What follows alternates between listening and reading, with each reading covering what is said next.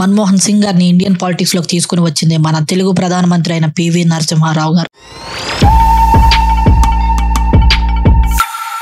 Doctorate సాధించిన తొలి భారతీయ ప్రధానమంత్రి మన్మోహన్ సింగ్. భారతదేశంలో మొట్టమొదటి సిక్ మతానికి చెందిన ప్రధానమంత్రి, అలానే 4th longest serving prime minister. ఈయన ఒక politician, economist, academic, bureaucrat. Manmohan Singh Pakistan Punjab state లో ఒక చిన్న విలేజ్ అయిన గా అనే ప్రాంతంలో 1932వ సంవత్సరంలో జన్మించడం జరిగింది. మన్మోహన్ సింగ్ పేరెంట్స్ వచ్చి గుర్ముఖ్ సింగ్ కోహ్లీ, అమృత్ కౌర్. చిన్న వయసులోనే తల్లి చనిపోవడంతో నానమ్మ దగ్గర పెరగడం జరిగింది. మన్మోహన్ సింగ్ తండ్రిది డ్రై ఫ్రూట్ బిజినెస్. కానీ ఇండియా పాకిస్తాన్ విభజన సమయంలో వీళ్ళు పాకిస్తాన్ వదిలి ఇండియా రావడం జరిగింది. స్కూల్, కాలేజెస్ లో టాపర్ గా ఉండేవాళ్ళు. ఆయన చదువంతా గవర్నమెంట్ ఇచ్చే స్కాలర్షిప్ తోనే సాగింది. మన్మోహన్ సింగ్ ఎడ్యుకేషన్ మొత్తం ఉర్దూ మీడియం లో జరిగింది. దానివల్ల మన్మోహన్ సింగ్ కి ఉర్దూ, అలానే ఆయన మదర్ టంగ్ అయిన పంజాబీ మాత్రమే వచ్చు. ఆయన ప్రధానమంత్రిగా ఉన్నప్పుడు కూడా హిందీలో మాట్లాడేసి వస్తే ఆయన స్పీచ్ ని ఉర్దూలో రాసుకుని అది చూసి హిందీలో మాట్లాడేవారంట. కొన్నిసార్లు ఆయన మాతృభాష అయిన పంజాబీలో కూడా స్పీచెస్ ని రెడీ చేసుకునేవాళ్ళు. మన్మోహన్ సింగ్ వాళ్ళ తండ్రి ఇష్టం మేరకు డాక్టర్ అవ్వాలని అనుకుని ఎడ్యుకేషన్ స్టార్ట్ చేసినప్పటికీ ఆయనకి అది సూట్ అవ్వదని తెలుసుకుని ఆయనకి ఇష్టమైన ఎకానమీ వైపు ఎడ్యుకేషన్ ని కంటిన్యూ చేశారు.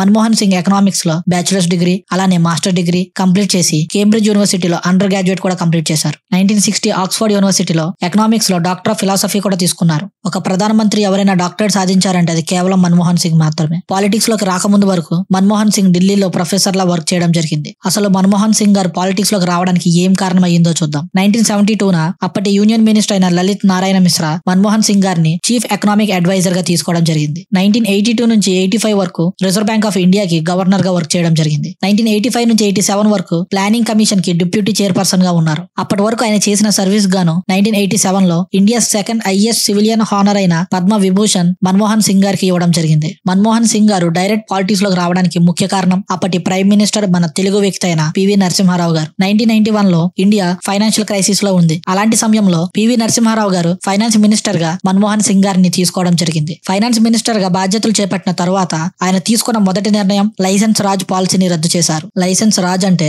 బయట దేశం వాళ్ళు ఏ కంపెనీ అయినా ఇండియాలో పెట్టాలనుకుంటే దాదాపుగా 80 డిపార్ట్మెంట్స్ నుంచి లైసెన్స్ తీసుకోవాల్సి ఉంటుంది. ఒకసారి ఊహించుకోండి, 1 కాదు 2 కాదు, 80 డిపార్ట్మెంట్స్ నుంచి లైసెన్స్ తీసుకోవాలి. దీనితో ఇండియాలో కంపెనీలు పెట్టాలంటే ఏ కంపెనీ ముందుకు వచ్చేది కాదు. మన దేశానికి సంబంధించిన కంపెనీలైనా సరే బయట దేశం నుంచి ప్రొడక్ట్స్ ని ఇంపోర్ట్ చేసుకోవడానికి చాలా అంటే చాలా స్ట్రిక్ట్ రూల్స్ ఉండేవి. ఇలా స్ట్రిక్ట్ రూల్స్ పెట్టడం వల్ల కంపెనీస్ లేక ఇండియన్ ఎకానమీ ఒక్కసారిగా పడిపోయింది. మన్మోహన్ సింగ్ గారు ఎప్పుడైతే ఫైనాన్స్ మినిస్టర్ అయ్యారో వెంటనే ఈ లైసెన్స్ రాజుని రద్దు చేశారు. ఈజీగా అందరికీ వీలుగా ఉండే పాలసీస్ ని తీసుకుని వచ్చారు. 2004లో సెంట్రల్ లో కాంగ్రెస్ గవర్నమెంట్ గెలిచింది. అందరూ కాంగ్రెస్ పార్టీ చైర్పర్సన్ అయిన సోనియా గాంధీ గారే ప్రైమ్ మినిస్టర్ అవుతారు అనుకున్నారు. కానీ ఎవరు ఊహించని రీతిలో సోనియా గాంధీ గారు ప్రైమ్ మినిస్టర్ క్యాండిడేట్ గా మన్మోహన్ సింగ్ పేరుని ఎంపిక చేయడం జరిగింది. ఇప్పుడు ఇండియా ప్రజలందరికీ గుర్తింపు కార్డుగా ఉన్న ఆధార్ కార్డ్ ని తీసుకొచ్చింది మన్మోహన్ సింగ్ గవర్నమెంట్ లోనే. ఈయన టర్మ్ లో ఎన్నో రిఫార్మ్స్, ఎంఎన్సీ కంపెనీస్ ఇండియాకి రావడం జరిగింది. ఇండియన్ ఎకానమీ గ్రోత్ 8 to 9% వెళ్ళింది. ఈయన టర్మ్ లో ఎకానమీలో గ్రోత్ చాలా హై ఉండేది. డెవలప్మెంట్ గ్రాఫ్ అనేది ఒకసారిగా పెరిగింది. ఎన్నో కొత్త ఇనిషియేటివ్స్ ఈ టర్మ్ లో రావడంతో ప్రజలు 2009 పార్లమెంట్ ఎలక్షన్స్ లో కూడా కాంగ్రెస్ కి భారీ గెలుపు అందించారు. 2004 నుంచి 2014 వరకు 10 ఏళ్ల పాటు మన్మోహన్ సింగ్ ప్రధాన మంత్రిగా ఉన్నారు.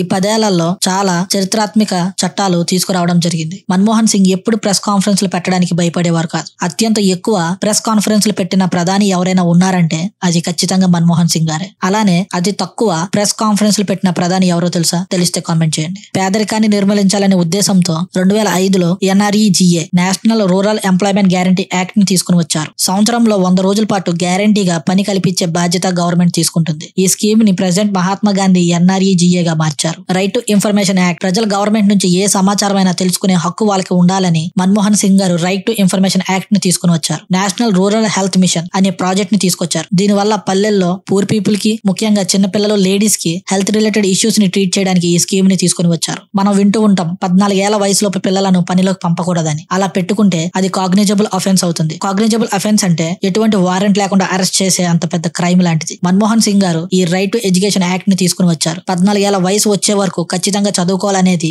ఈ యాక్ట్ లో ముఖ్య ఉద్దేశం. ల్యాండ్ ఎక్యూజన్ యాక్ట్ ఏదైనా ప్రాజెక్ట్ కట్టేటప్పుడు భూములను కోల్పోయిన రైతులకు న్యాయం చేయడానికి ఈ యాక్ట్ ని తీసుకుని వచ్చారు. టెర్రరిస్టులను అణిచివేయడం కోసం నేషనల్ ఇన్వెస్టిగేషన్ ఏజెన్సీ సంస్థ కూడా మన్మోహన్ సింగ్ గవర్నమెంట్ లోనే తీసుకొచ్చారు. మన్మోహన్ తీసుకున్న ఛాలెంజింగ్ డెసిజన్స్ లో ముఖ్యమైనది తెలంగాణ ప్రత్యేక రాష్ట్రాన్ని ఏర్పాటు చేయడం. ఈ నిర్ణయం వల్ల ఆంధ్రప్రదేశ్ లో కాంగ్రెస్ కి చాలా నష్టం అని తెలిసి కూడా వెనక్కి తగ్గకుండా ఇచ్చిన హామీని నిలబెట్టుకున్నారు. 2013లో తీసుకొచ్చిన నేషనల్ ఫుడ్ సెక్యూరిటీ యాక్ట్, 2009లో రైతులకు రుణమాఫీ, ఇలాంటి ఎన్నో చేశారు. ఇలా ఎన్నో గొప్ప సేవలు అందించిన మన్మోహన్ సింగ్ గారు 2024 డిసెంబర్ 26న మరణించడం జరిగింది. ఇది మన్మోహన్ సింగ్ గారికి సంబంధించిన ఇన్ఫర్మేషన్. మరొక వీడియోతో మళ్ళీ కలుద్దాం.